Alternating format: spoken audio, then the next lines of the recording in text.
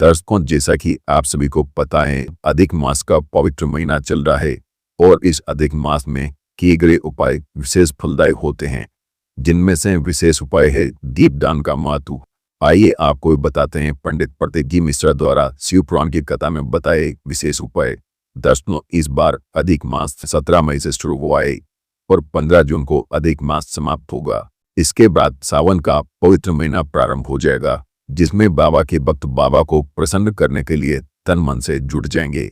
दर्शकों, इस वीडियो में हम आपको पंडित प्रदीप जी मिश्रा द्वारा बताया गया विशेष उपाय बताएंगे, जिसको अगर आपने कर लिया तो आपको धनवान बनने से कोई नहीं रोक सकता। माता लक्ष्मी की इतनी कृपा होगी कि नोट गिनते गिनते थक जाएंगे। लेकिन ये तभी संभव है जब विशेष दिन या फिर विशेष समय इस उपाय को किया जाए। इस उपाय को आपको ज्यादा बार करने की आवश्यकता भी नहीं है, केवल एक ही बार आपको ये उपाय करना है।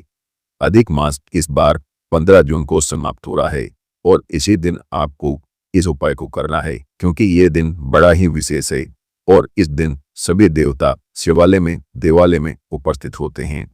इस उपाय को आपको प्रातःकाल यानी कि सुबह के समय करना है, और अगर आप सुबह के समय नहीं कर पाए तो आपको शाम के समय इस उपाय को कर लेना है। उपाय का भी विधान होता है, अगर आप सुबह के समय इस उपाय को नहीं कर पाए तो आप शाम के समय भी इस उपाय को कर सकते हैं।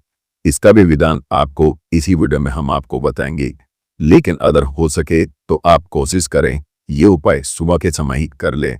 सबसे पहले आपको 2 लोटा जल लेना है और तांबे के लोटे में आपको जल भर लेना है, क्योंकि तांबे के लोटे को सिद्ध करने की जरूरत नहीं पड़ती है, और अगर आप स्टील के पीतल के लोटे में जल भरते हैं तो उसे सिद्ध करने की जरूरत होती है।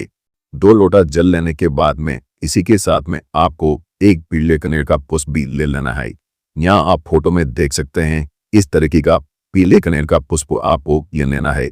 ध्यान आपको ये रखना है, पीले कनेर का पुष्प ही आपको लेना है, अन्य किसी कलर का कनेर का पुष्प आपको नहीं लेना है। यह पुष्प आपको कहीं पर भी रोड के किनारे पर या फिर बगीचे में आराम से मिल जाएगा, वहां से आप तोड़ सकते हैं। अगर आपको ज्यादा पुष्प मिल रहे हैं तो आप ज्यादा भी ला सकते हैं शिवलिंग को सजाने के लिए। घर से निकलने से पहले आपको तांबे की कलश को सीधे हाथ के ऊपर रख लेना है और ऊपर से दूसरे कलश को भी रख लेना है, और इसके बाद में उल्टे हाथ से आपको उस कलश को ढक लेना है। और इसके बाद में आपको क्या करना है, दोनों कलश लेकर के आपको मंदिर की चौखट पर पहुंच जाना है, और जब आप मंदिर की चौखट पर पहुंचे तो वहां पर आपको एक कलश को उतार लेना है और दूसरे हाथ में दोनों कलश लेकर के आपको मंदिर में प्रवेश कर जाना है, यानी कि एक एक कलश दोनों हाथों में आपके होना चाहिए।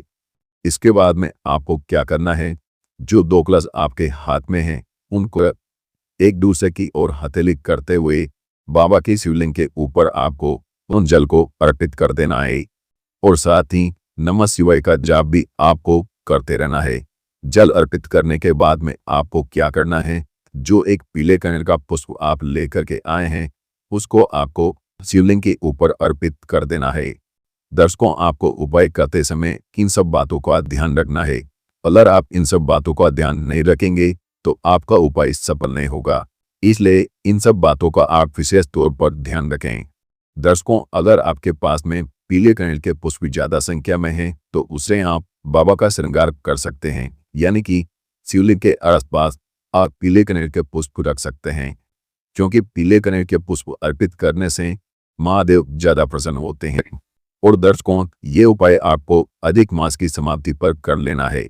दर्शकों, अगर आप सुबह के समय इस उपाय को ना कर पाएं तो शाम के समय भी इस उपाय को कर सकते हैं।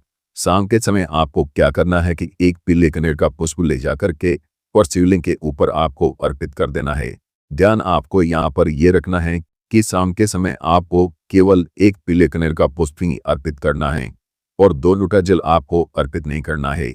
अगर आप सुबह के समय अर्पित करते हैं तो 2 लोटा जल और एक पीले कनेर का पुष्प अर्पित करना है, और अगर आप शाम के समय इस उपाय को कर रहे हैं तो यहाँ पर आपको केवल एक पीले कनेर का पुष्प ही अर्पित करना है, क्योंकि शाम के समय जल अर्पित करना उत्तम नहीं माना जाता है। बस आपको ये छोटा सा उपाय कर लेना है, बाकी आपको महादेव से कुछ मांगने की जरूरत नहीं है, क्योंकि महादेव आपको बिना मांगे ही इतना दे देंगे कि आप गिनते गिनते थक जाएंगे। तो दर्शकों, आपको ये उपाय कैसा लगा? और दर्शकों, अगर उपाय से संबंधित आपका कोई और भी प्रश्न है तो आप हमें कमेंट में पूछ सकते हैं। श्री शिवाय नमस्तुभ्यं। हर हर महादेव।